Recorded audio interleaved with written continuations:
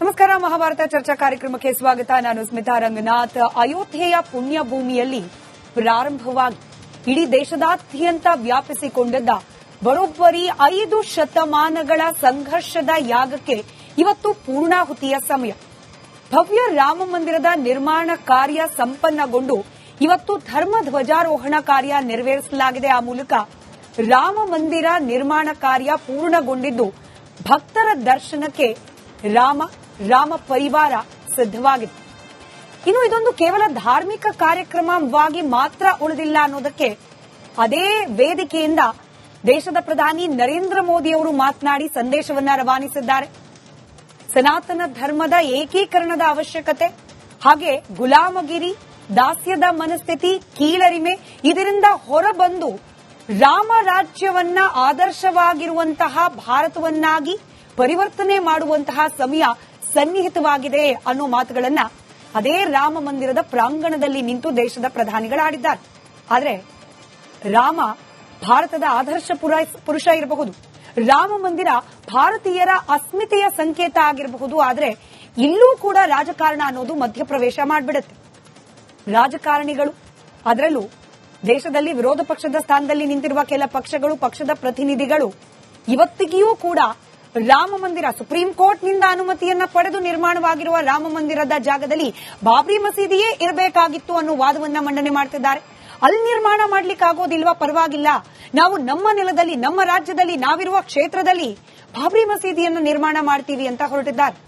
ಅಲ್ಲಿಗೆ ಈ ಸಂಘರ್ಷ ಪ್ರಧಾನಿ ನರೇಂದ್ರ ಮೋದಿ ಅವರು ಹೇಳಿದಂತೆ ಪರಿಪೂರ್ಣ ಆಗೋಯ್ತಾ? ರಾಮರಾಜ್ಯ ಸ್ಥಾಪನೆಗೆ ಈ ದೇಶದ್ದೇ ಭಾಗವಾಗಿರುವ ವಿರೋಧ ಪಕ್ಷಗಳು ಸಹಮತಿಯನ್ನ ನೀಡುತ್ತಾ? ಈ ವಿಚಾರದಲ್ಲಿ ಚರ್ಚೆಯನ್ನ ಮಾಡುವ ಪ್ರಯತ್ನ ಇವತ್ತಿನ ಮಹಾಭಾರತ ಚರ್ಚಾ ಕಾರ್ಯಕ್ರಮದಲ್ಲಿ. ಕಾಂಗ್ರೆಸ್ ಪರವಾಗಿ ಲೋಹಿತ್ ಅವರು ಕಾರ್ಯಕ್ರಮದಲ್ಲಿದ್ದಾರೆ, ಬಿಜೆಪಿ ವಕ್ತಾರರು ಯದುನಂದನ್ ಅವರಿದ್ದಾರೆ, ಹಾಗೆ ಮುಸ್ಲಿಂ ಮುಖಂಡರಾದ ಉಮರ್ ಶರೀಫ್ ಅವರಿದ್ದಾರೆ. ಕೆಲವೇ ಹೊತ್ತಿನಲ್ಲಿ ವಜ್ರದೇಹಿ ಮಠದಿಂದ ರಾಜಶೇಖರಾನಂದ ಸ್ವಾಮೀಜಿ ಅವರು ಜಾಯಿನ್ ಆಗೋ ನಿರೀಕ್ಷೆ ಇದೆ. ಹಾಗೆ ಹುಕ್ಕೇರಿ ಮಠದಿಂದ ಚಂದ್ರಶೇಖರ ಶಿವಾಚಾರ್ಯ ಸ್ವಾಮೀಜಿ ಅವರು ಕೂಡ ಕೆಲವೇ ಕ್ಷಣಗಳಲ್ಲಿ ಜಾಯಿನ್ ಆಗುವವರಿದ್ದಾರೆ. ನಾನು ಉಮರ್ ಶರೀಫ್ ಅವರಿಂದಲೇ ಕಾರ್ಯಕ್ರಮವನ್ನ ಪ್ರಾರಂಭ ಮಾಡ್ತೀನಿ. ಯಾಕಂದ್ರೆ ಟಿಎಂಸಿಯ ಎಂಎಲ್ಎ ಒಬ್ಬರ ಹೇಳಿಕೆ ದೇಶದಾದ್ಯಂತ ನಿನ್ನೆ ಮೊನ್ನೆಯಿಂದಲೂ ಕೂಡ ಚರ್ಚೆ ಆಗ್ತಾ ಇದೆ. ಹುಮಾಯೂನ್ ಕಬೀರ್, ಟಿಎಂಸಿಯ ಎಂಎಲ್ಎ, ಬಾಬ್ರಿ ಮಸೀದಿಯನ್ನ ನಾವು ಪಶ್ಚಿಮ ಬಂಗಾಳದಲ್ಲಿ ಕಟ್ತೀವಿ ಅಂತ ಹೇಳೋ ಮೂಲಕ ಭಾರತದ ಮುಸಲ್ಮಾನರಿಗೆ ಬಾಬರ್ ಆದರ್ಶ ಪುರುಷ ಅಥವಾ ಬಾಬ್ರಿ ಮಸೀದಿ ಭಾರತದಲ್ಲಿರ್ತಕ್ಕಂಥ ಮುಸಲ್ಮಾನರಿಗೆ ಒಂದು ಪವಿತ್ರವಾದ ಧಾರ್ಮಿಕ ಸ್ಥಳ ಅನ್ನೋ ಒಂದು ಭ್ರಾಂತಿಯನ್ನು ಹುಟ್ಟುಹಾಕೋ ಪ್ರಯತ್ನವನ್ನ ಮಾಡ್ತಿದ್ದಾರಾ ಅಂತ ನೀವು ಯಾವ ರೀತಿ ಗಮನಿಸ್ತೀರಿ?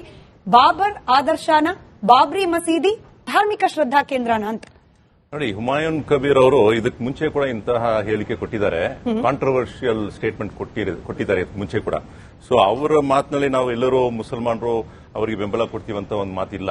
ಒಂದು ವಿಷಯ, ಅದ್ರ ಜೊತೆಗೆ ಬಾಬರ್ ಕಟ್ಟಿರೋದು ಬಂದು ಅವರ ಕಾಲದಲ್ಲಿ ಕಟ್ಟಿರೋದು ಒಂದು ಮಸೀದಿ ಅಂತಾನೆ ಇವತ್ತವರೆಗೂ ಕ್ಲಾರಿಟಿ ಇದೆ. ಎಲ್ಲಿನೂ ಕೂಡ ಕೋರ್ಟ್ ತೀರ್ಪಿನಲ್ಲಿ ಇಲ್ಲ ಒಂದು ಕಾಲದಲ್ಲಿ ಅಲ್ಲಿ ದೇವಸ್ಥಾನ ಇತ್ತು, ಅದನ್ನ ಧ್ವಂಸ ಮಾಡಿದ ನಂತರ ಅವ್ರಿಗೊಂದು ಮಸೀದಿ ಕಟ್ಟುವಂತ ಇಲ್ಲಿವರೆಗೂ ಎಂಟೈರ್ ಜಡ್ಜ್ಮೆಂಟ್ ಓದಿದ್ರು ಕೂಡ ನಿಮಗೆ ಅಂತದ್ದು ಏನು ಮಾತು ಉಲ್ಲೇಖವಿಲ್ಲ. ಸೊ ಹಾಗಾಗಿ ಬಾಬರು ಒಳ್ಳೆಯವನೋ ಕೆಟ್ಟವನೋ ಆ ವಿವಾದಕ್ಕಿಂತ ಬಾಬರು ಈ ಮಣ್ಣಿನ ಮಗ ಅಂತ ನಾವು ಹೇಳ್ಕೊಳ್ಬೇಕಾಗಿದೆ. ಯಾಕಂದ್ರೆ ಈ ಮಣ್ಣಿನ ಮಗ ಅಂತ ಯಾಕಂತ ಹೇಳಿದ್ರೆ ಭಾರತ ಅಖಂಡ ಭಾರತ ಅಫ್ಘಾನಿಸ್ತಾನಿಂದ ಶ್ರೀಲಂಕಾವರೆಗೆ ಇತ್ತು. ಇವತ್ತಿರುವ ನೀವು ನೋಡುವಂತಹ ಈ ಪೊಲಿಟಿಕಲ್ ಮ್ಯಾಪ್ ಇದೆಲ್ಲ, ಇದು 1947 ನಂತರ ಕೊಟ್ಟಿರೋ ಒಂದು ಮ್ಯಾಪ್, ಪೊಲಿಟಿಕಲ್ ಇಂಡಿಯಾ. ಬಟ್ ಅದಕ್ಕೆ ಮುಂಚೆ ಇದ್ದ ಕಾಲದಲ್ಲಿ ಬಾಬರ್ ಅಖಂಡ ಭಾರತೀಯ ಅಂತ ನಾನು ಹೇಳ್ಕೊಳ್ತೀನಿ. ಯಾಕಂದ್ರೆ ಅಫ್ಘಾನಿಸ್ತಾನದಿಂದ ಬಂದಿರುವ ಒಬ್ಬ ವ್ಯಕ್ತಿ. ಹಾಗಾಗಿ ಆ ಕಾಲದಲ್ಲಿ ಗಂಧರ್ವ ಇಲ್ಲಿ ಇತ್ತು ಅಂತ ನೋಡಕ್ ಹೋದ್ರೆ ಗಂಧರ್ವ ಇವತ್ತಿನ ಅಫ್ಘಾನಿಸ್ತಾನಲ್ಲಿ ಇತ್ತು. ಹಾಗಾಗಿ ನೀವು ಮಹಾಭಾರತನ ಓದ್ಬೇಕಾದ್ರೆ ಗಂಧರ್ವವನ್ನು ಸೆಪರೇಟ್ ಆಗಿ ಇಟ್ಕೊಂಡು ನಾವು ಮಹಾಭಾರತವನ್ನು ಅರ್ಥ ಮಾಡ್ಕೊಳ್ತೀವಿ ಅಂತ ಹೇಳೋಕೆ ಸಾಧ್ಯನೇ ಇಲ್ಲ.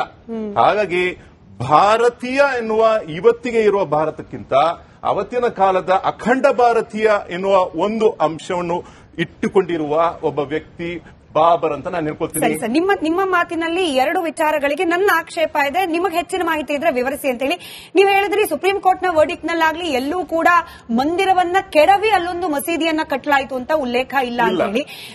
ದುರಂತ ಏನಾಗ್ಬಿಡುತ್ತೆ ಅಂತಂದ್ರೆ ನಾವು we will just pick and speak ಅಂತ ಹೇಳಿ ನಮಗೆ ನಮ್ಮ ಅನುಕೂಲಕ್ಕೆ ಯಾವ್ದು ಬೇಕೋ ಅದಷ್ಟನ್ನ ಮಾತ್ರ ಬಹುತೇಕ ಬಾರಿ ಆಯ್ಕೆ ಮಾಡ್ಕೊಂಡು ಮಾತನಾಡ್ತೀವಿ. ಯಾಕಂದ್ರೆ ಮಸ್ಜಿದ್ ಈ ಜನ್ಮಸ್ಥಾನ್ ಅಂತ ಹೇಳಿ ಈ ಬಾಬ್ರಿ ಮಸೀದಿಯನ್ನ ಮೊದಲು ಕರೆಯಲಾಗ್ತಾ ಇತ್ತು. ಈ ಜನ್ಮಸ್ಥಾನ ಅಂದ್ರೆ ಯಾರ ಜನ್ಮಸ್ಥಾನ, ಯಾರ ಜನ್ಮಸ್ಥಾನದ ಪ್ರತೀಕವಾಗಿ ಅಲ್ಲೊಂದು ಮಸೀದಿಯನ್ನ ಕಟ್ಟಲಾಗಿತ್ತು. ಈ ಪರ್ಷಿಯನ್ ಅಥವಾ ಅರೇಬಿಕ್ ನಲ್ಲಿ ಜನ್ಮಸ್ಥಾನ ಅನ್ನೋ ಪದಕ್ಕೆ ಅರ್ಥ ಇದೆಯಾ? ಒಳ್ಳೆ ಪ್ರಶ್ನೆ ಮಾಡಿದ್ರಿ. ನಾನ್ ನಿಮ್ಗೆ ಹೇಳಿದ್ದೇನೆಂದ್ರೆ ಇಡೀ ಕಂಪ್ಲೀಟ್ ಜಡ್ಜ್ಮೆಂಟ್ ನಲ್ಲಿ ಒಂದು ಜಡ್ಜ್ಮೆಂಟ್ ಗೆ ಅಂದ್ರೆ ನಾವು ಧರ್ಮಸ್ಥಳ ವಿಚಾರದಲ್ಲೂ ಕೂಡ ಅನೇಕ ಬಾರಿ ಗಮನಿಸಿದೀವಿ. ಯಾವಾಗ ಕೋರ್ಟ್ ಮುಂದೆ ಜಡ್ಜ್ಮೆಂಟ್ ಗಳು ಹೆಂಗ್ ಬರುತ್ತೆ ಅಂದ್ರೆ ಯಾವೆಲ್ಲ ವಿಚಾರಗಳನ್ನ ಜಡ್ಜ್ ನ ಗಮನಕ್ಕೆ ತರ್ತಾರೆ ಅದನ್ನ ಜಡ್ಜ್ಮೆಂಟ್ ಉಲ್ಲೇಖ ಮಾಡೋದು. ಜನ್ಮಾಷ್ಟಮ ಅಂದ್ರೆ ಅದಕ್ಕೆ ಏನು ಅರ್ಥ ಇರಬಹುದು? ಜನ್ಮಾಷ್ಟಮ ಅಂದ್ರೆ ರಾಮನ್ ಜನ್ಮಾಷ್ಟಮ ಮಾತ್ರನಾ? ಬೇರೆ ಯಾರು ಅಲ್ಲಿ ಇಲ್ಲ, ಬೇರೆ ಯಾರು ಅಲ್ಲ, ಬಾಬರ್ ಅಯೋಧ್ಯೆಯಲ್ಲಿ ಹುಟ್ಟಿದ್ನ ನೀವು ಹೇಳ್ಬಿಡಿ ಸರ್. ನೀವೇ ಹೇಳ್ಬೇಕಾಗಿರತ್ತೆ. ರಾಮ ಎಲ್ಲಿ ಹುಟ್ಟಿದ ಅಂತ ನೀವು ಹೇಳ್ಬೇಕಾಗಿರತ್ತೆ ಇವಾಗ. ಯಾಕಂದ್ರೆ ಅನೇಕರು ಬಂದು ರಾಮ ಎಲ್ಲಿ ಹುಟ್ಟಿದ್ರು ಅಂತ ಗೊತ್ತಾಗ್ತಿಲ್ಲ. ಕೆಲವರು ಬಂದು ಇಲ್ಲ ಕೆಲವರು ಯಾರು ಅಂತ ಹೇಳಿ ಗೊತ್ತಿಲ್ಲ. ಉಮರ್ ಶರೀಫ್ ಒಬ್ಬರಿಗೆ ಅಂತಂದ್ರೆ ನಾನು ಕೆಲವರಿಗೆ ಈ ಕೆಲವರು ಯಾರು ನೋಡಿ. ಒಂದು ಇಂಪಾರ್ಟೆಂಟ್, ನಾನು ಈ ಒಂದು ಸುದ್ದಿ ಆಗುವಾಗಲೇ ನಾನು ಪ್ರಶ್ನೆ ಮಾಡಿದ್ದೆ. ರಾಮ ಹುಟ್ಟಿದು ಸತ್ಯ ಆದ್ರೆ ಎಲ್ಲಿ ಹುಟ್ಟರು, ಮತ್ತೆ ಅಲ್ಲಿ ಅವರ ಜೊತೆಗೆ ಇದ್ದ ಜನರೆಲ್ಲ ಎಲ್ಲಿ ಹೋಗ್ಬಿಟ್ರು, ಅವ್ರು ಆ ಕಾಲದಲ್ಲಿ ರಾಮರಾಜ್ಯವನ್ನು ಸ್ಥಾಪಿಸಬೇಕಿರಲ್ವಾ? ಅಂದ್ರೆ ಆ ಸ್ಥಾಪನೆ ಮಾಡಿರೋ ಜಾಗ ಎಲ್ಲ ಇವತ್ತು ಎಲ್ಲಿ ಹೋಗ್ಬಿಟ್ಟಿದೆ? ನೀವು ಅಯೋಧ್ಯಾಗ ಹೋಗಿದ್ದೀರೋ ಇಲ್ವೋ ನನಗೆ ಗೊತ್ತಿಲ್ಲ ಸರ್. ಅಲ್ಲೊಂದು ದಶರಥ ಮೆಹಲ್ ಅಂತಿದೆ, ಕನಕ ಭವನ್ ಅಂತ ಇದೆ. ಇದೆಲ್ಲವೂ ಕೂಡ ರಾಮನ ಕಾಲದಿಂದಲೂ ಕೂಡ ಬಂದಿರತಕ್ಕಂಥದ್ದು. ಹನುಮಾನ್ ಗಡಿ ಅಂತ ಹೇಳಿ ಒಂದು ಮಂದಿರ ಇದೆ. ಕೋತ್ವಾಲನಾಗಿ ಹನುಮಂತನಿಗೆ ಅಲ್ಲಿ ಅಯೋಧ್ಯೆಯನ್ನ ಕಾಯುವಂತ ಬಿಟ್ಟು ಹೋದಾಗ ಆ ಬೆಟ್ಟದ ಮೇಲೆ ಹನುಮಂತ, ನೀವು ಅಯೋಧ್ಯಾಗ ಹೋಗಿಲ್ಲ ಬಹುಶಃ. ವೆರಿ ಸಿಂಪಲ್ ಕೊಡ್ತೀನಿ. ಒಂದೇ ಒಂದು ಪ್ರಶ್ನೆ ಮಾಡ್ತೀನಿ ನಿಮ್ಗೆ. ಒಂದು ಪ್ರಶ್ನೆ, ಇವಾಗ ಬಾಬರ್ ಬಂದು ಇಲ್ಲಿ ಆಳ್ವಿಕೆ ಮಾಡಿದ್ದು 1526 ಅಂತ, ಬ್ಯಾಟಲ್ ಆಫ್ ಪಾಣಿಪಟ್ ಅಂತ ಎಲ್ಲರಿಗೂ ಗೊತ್ತಿದೆ.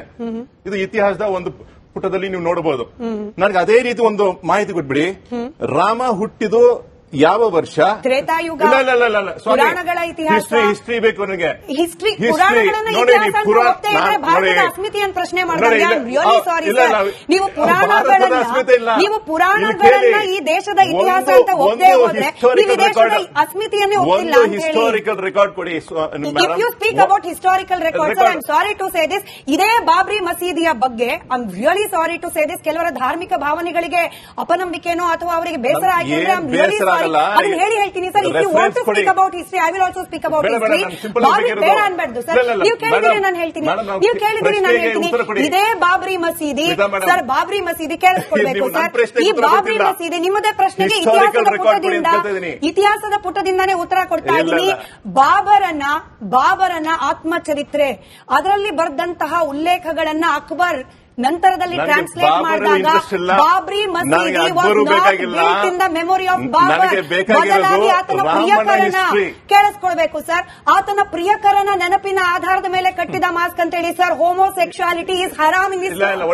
ಹೋಮೋಸೆಕ್ಸುಯಾಲಿಟಿ ಇನ್ ಹರಾಮ್ ಇನ್ ಇಸ್ಲಾಂ. ಬಾಬರ್ನ ಪ್ರಿಯಕರನ ಮಸೀದಿಗೋಸ್ಕರ